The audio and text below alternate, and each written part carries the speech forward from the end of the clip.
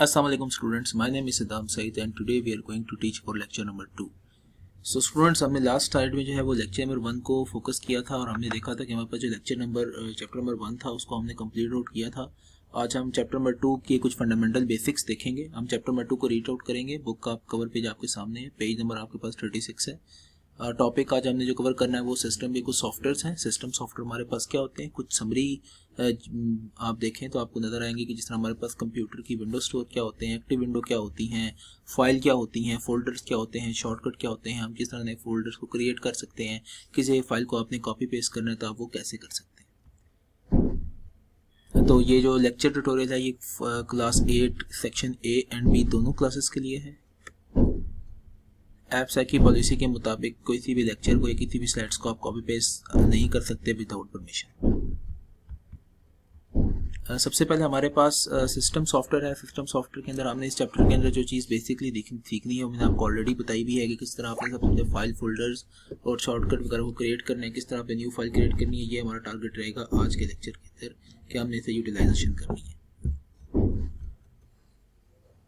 अगर आप देखें तो सबसे पहले हमारे पास यूज़र होता है। यूज़र वो बंदा है जो सबसे टॉप पर बैठा हुआ है, जिससे जो इस्तेमाल कर रहे हैं, इस तरह आप अपने फ़ोन को यूज़ आउट कर रहे हैं, आप इसके अंदर बैठ के डिफरेंट एप्लीकेशन को यूज़ करते हैं, जिसके अंदर कंप्यूटर गेम्स होती हैं, स्प्रेडशीट होती है, वर्ड के सॉफ्टवेयर होते हैं, कुछ डेटाबेस होते हैं। फिर उस एप्लीकेशन सॉफ्टवेयर के अंदर कुछ सिस्टम सॉफ्टवेयर आते हैं जिसके अंदर आपका ऑपरेटिंग सिस्टम होता है, फिर उसमें कुछ ड्राइवर्स आते हैं, फिर यूटिलिटीज़ आती हैं और सबसे एंड के अंदर आपके पास हार्डवेयर होता है। तो इस तरह हमारे पास एक स्केड्यूल बनता है कि आपके पास सबसे पहले हार्डवेयर होता है, फिर सिस्टम सॉफ्टवेयर, फिर एप्लीकेशन सॉफ्टवेयर और सबसे ऊपर यूजर जो है वो बैठा होता है।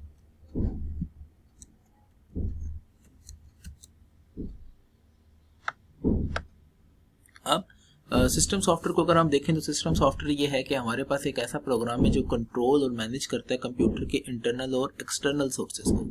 आपके जितने भी कंप्यूटर के अंदर आप यूएसबी अटैच आउट करते हैं, जितना भी वर्कआउट करते हैं, तो हमारा उसके अंदर सिस्टम का इंटरनल और एक्सटर्नल दोनों रिसोर्सेज की एप्लीकेशन को प्रिडिक्ट करने के लिए यूटिलाइज होता है। 3 तरह के बेसिक सॉफ्टवेयर करते हैं सिस्टम सॉफ्टवेयर। पहले को कहते हैं ऑपरेटिंग सिस्टम, दूसरा होता है डिवाइस ड्राइवर, तीसरा होता है यूटिलिटी प्रोग्राम। तो जो ऑपरेटिंग सिस्टम है ये क्या है कि ऑपरेटिंग सिस्टम क्या है कि एक ऐसा इंटरफेस है जो आपके कंप्यूटर और कंप्यूटर के कंपोनेंट्स के बिटवीन में होता है और ये कुछ टास्क परफॉर्म करता है। जिसका सबसे पहला है कि आप कंप्यूटर के हार्डवेयर और सॉफ्टवेयर को कैसे यूटिलाइज करेंगे। आप कंप्यूटर की सिक्योरिटी को इसने देखना है कि वो अनऑथोराइज पर्सन ना यूज हो सके। कुछ प्रोग्राम को लोड करना है, आपकी गेम्स, आपके जितने भी प्रोसेसर्स वगैरह हैं उनको यूज़ होता है। आप किस तरह उनको गेम खेल सकते हैं, किस तरह आप अपने ब्राउज़र को यूज़ करते हैं, कितनी मेमोरी लेनी है, ये सारा ऑपरेटिंग सिस्टम डील करता है। और आपकी इंफॉर्मेशन किस तरह से स्टोर होगी, कहाँ स्टोर होगी, ये सारी चीज़ें भी जो मैनेज करना है, इससे काम भी ऑपरेटिंग सिस्टम का है। ऑपरेटिंग सिस्टम इस टाइम जो लेटेस्ट चल रही है विंडो 10 है, जिसकी बैक स्क्रीन आपको नजर भी आ रही है। और इसके अलावा माइक्रोसॉफ्ट के डॉस एप्लीकेशन है। एप्पल में आप जाएँ तो आपको ऑपरेटिंग सिस्टम आता है, क्रोम ऑपरेटिंग सिस्टम है, ब्लैकबेरी है। तो ये कुछ एक पिक्चर मैंने अटैच की हुई है जिसके अंदर आप देखें तो आपको मल्टीपल सिस्टम्स के नज़र आ रहे होंगे आइकन्स, ये यूटिलाइज होते हैं।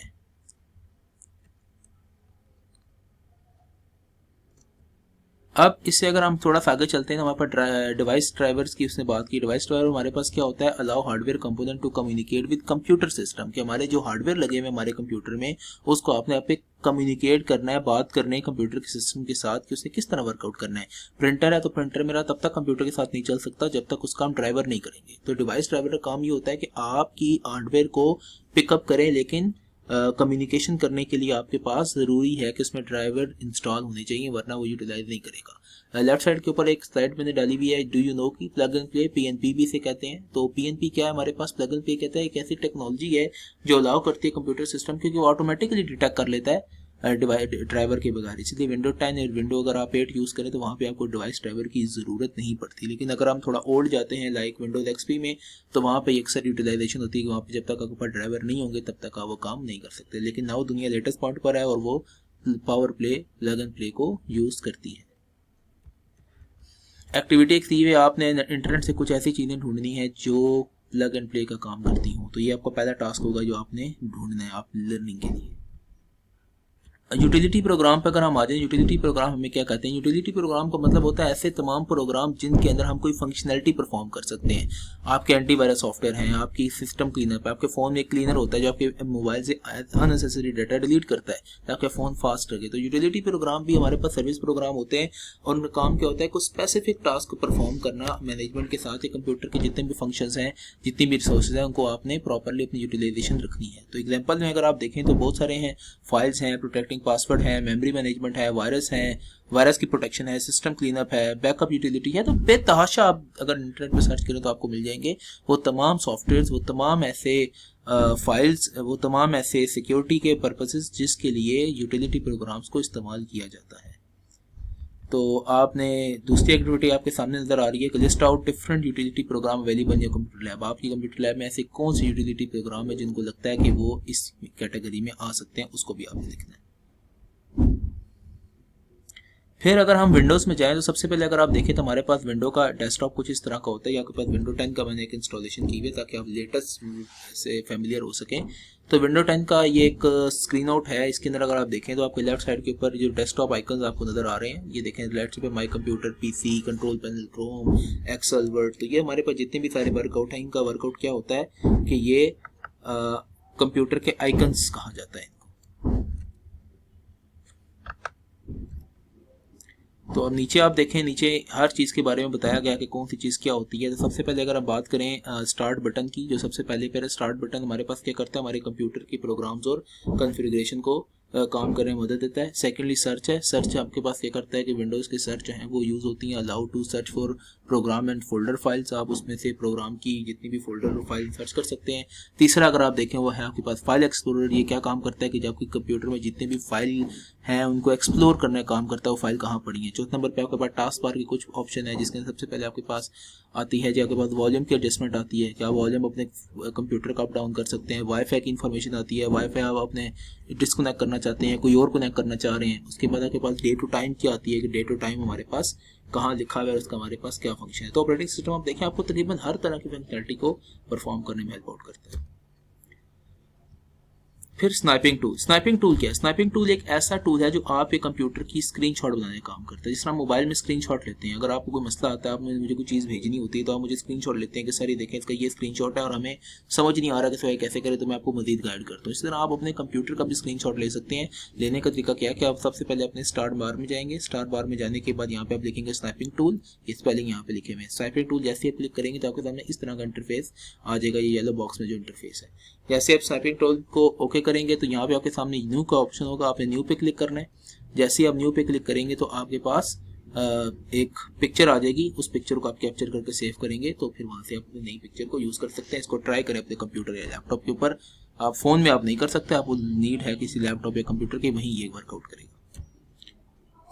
फिर माइक्रोसॉफ्ट स्टोर है। अगर आप विंडोज 10 यूज़ करते हैं तो वहाँ पे माइक्रोसॉफ्ट आपको स्टोर मिल जाएगा। इसके अंदर जिस तरह आपके फ़ोन में प्ले स्टोर होता है जहाँ से एप्लीकेशंस डाउनलोड करते हैं, इस तरह कंप्यूटर माइक्रोसॉफ्ट स्टोर है जहाँ से भी आप अपनी एप्लीकेशंस, गेम्स वगैरह डाउनलोड कर सकते हैं।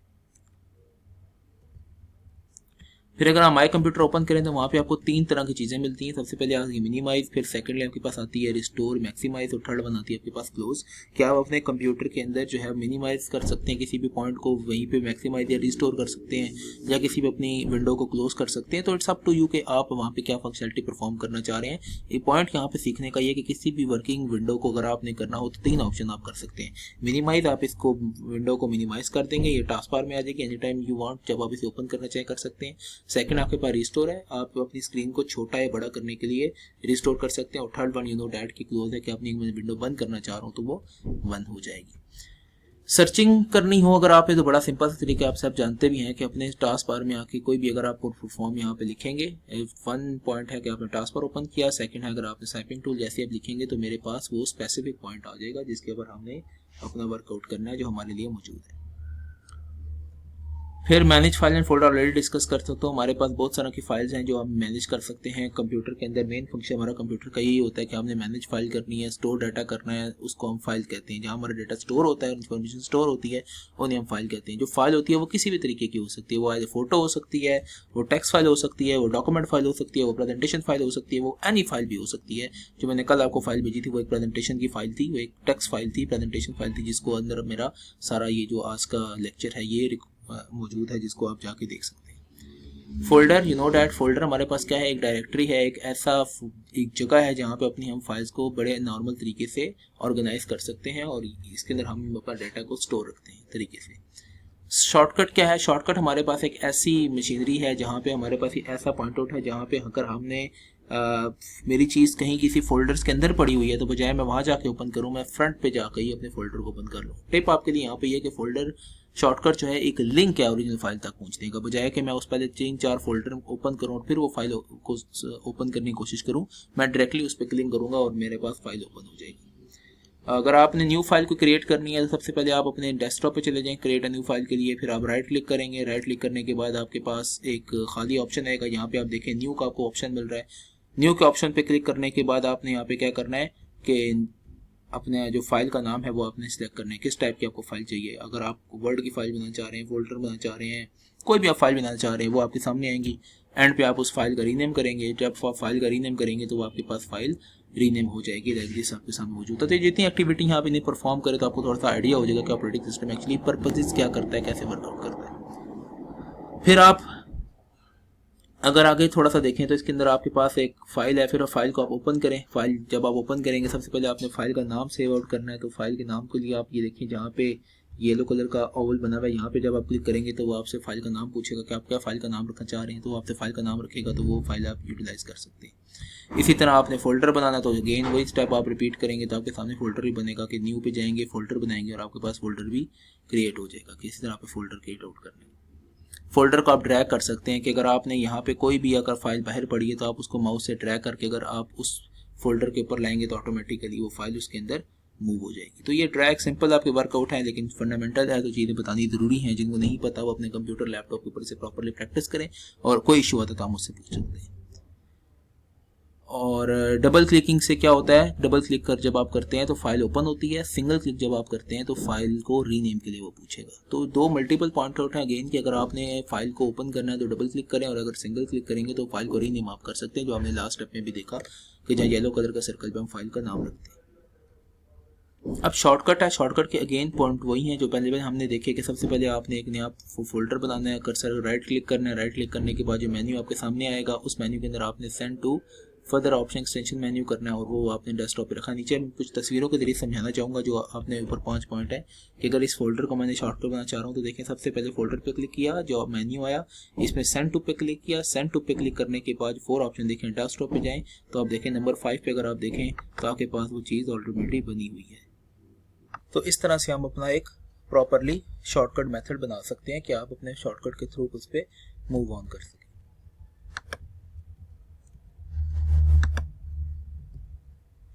अब जब आप एक शॉर्टकट बना लेते हैं तो उसको आप अपने मेन्यू बार पे कैसे लगाते हैं, तो उसके लिए प्रॉपरली मैंने स्टेप बताया कि सबसे पहले आप मेन्यू बार पे जाएंगे, ये साइड मैंने पॉइंट आउट मेंशन किए हुए हैं। उस पे जाने के बाद आप वर्ड पे पॉइंट पे जाएंगे। वर्ड पॉइंट पे जाने के बाद आपने यहाँ से फाइल ओपन लोकेशन करनी है। लोकेशन करने के बाद आप उस जगह पर आ जाएंगे जहाँ पे फाइल पड़ी हुई है। उसके बाद आप यहाँ पे जाएंगे, थर्ड पॉइंट पे अपने मेन्यू को बार सेलेक्ट करना है, क्रिएट शॉर्टकट करेंगे। शॉर्टकट करने के बाद पॉइंट नंबर 6 आपके सामने एक मैसेज शो होगा और मैसेज अगर आप यस कर देंगे तो 7 नंबर आपके पास वर्ड फाइल बन जाएगी। और इसका एक आसान तरीका ये भी है कि आप अपने वर्ड डॉक्यूमेंट को ड्रैग करके बाहर ले आए तो डायरेक्टली भी हो सकता है। तो इसको भी कोशिश करें, इंशाल्लाह अगर ये हो जाएगा आपसे और इनको मसला बता मुझे बता सकते हैं। कॉपी पेस्ट करना है बहुत ही आसान काम है, आप सब करते हैं। किसी भी फाइल को कॉपी करना है तो राइट क्लिक करें। राइट क्लिक करने के बाद आपके सामने कट और कॉपी के 2 ऑप्शन आएंगे। कॉपी करें, कॉपी करने के बाद जिस जगह पे आपने कॉपी करना है वहां जाके आप क्या कर दें, पेस्ट कर, तो वो फाइल वहां पे कॉपी हो जाती है। कट करना है तो कट और कॉपी में फ़र्क ये होता है कि जहाँ से आपने कॉपी किया वहाँ पे भी रहेगी और दूसरी जगह पे भी चली जाएगी। लेकिन कट का मतलब होता है कि जिधर से आपने उठाई है वहाँ से फाइल रिमूव हो जाएगी और नई जगह पे आ जाएगी। इस तरह आप फाइल को डिलीट कर सकते हैं। किसी भी फाइल पे राइट क्लिक करें। राइट क्लिक करने के बाद आपके पास ऑप्शन आएंगे, वहाँ पे आपने डिलीट का ऑप्शन होगा, उस पर क्लिक करें। क्लिक करने के बाद आपके सामने एक ओके का ऑप्शन देगा कि आप इस फाइल को ओके करें और जैसे आप ओके करेंगे तो वो ओके हो जाएगी। फिर आप फाइल को रिस्टोर कर सकते हैं रिसाइकल बिन से जाके।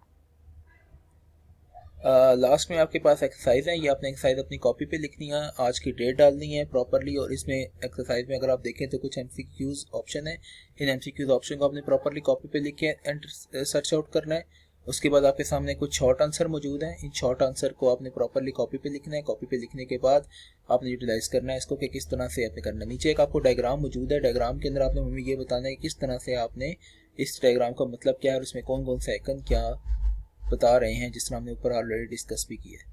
और एंड पे आपके पास सामने 2 एक्टिविटीज़ हैं, आप इन एक्टिविटीज़ को पढ़ेंगे और ये प्रॉपरली अपनी कॉपी पे लिखेंगे। डायग्राम आपने कोई नहीं बतानी, जस्ट पॉइंट्स लिखने हैं कि किस तरह से आपने ये काम करना है, स्टेप वाइज काम करके लिखनी है। कोई इशू हो तो आप मुझसे पूछ सकते हैं। थैंक यू, अल्लाह हाफिज़।